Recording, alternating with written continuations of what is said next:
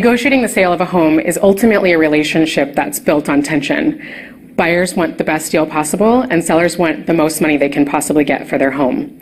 So there's always a back and forth when it comes to negotiations.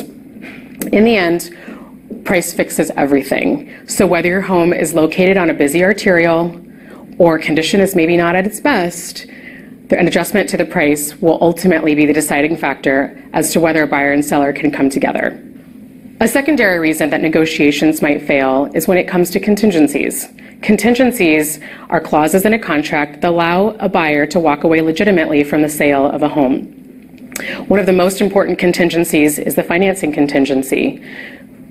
Sellers are really interested in what kind of strength their buyers have. For example, a buyer that might have a 20% down payment might show stronger on paper than a buyer that has a 3% down payment.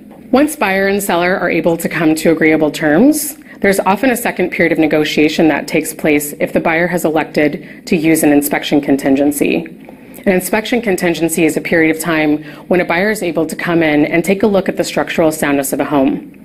If there are defects in the home that are found, such as a leaky roof or potentially some bad electrical work, the buyer might come back to the seller to ask for things like repairs or potentially a cashback credit to the buyer for work that will need to be done after closing.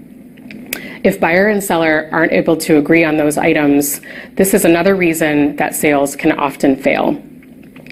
There are plenty of reasons why buyers and sellers can't come together, but ultimately, if both buyer and seller have some wins and some benefits, you'll be able to come to an agreement.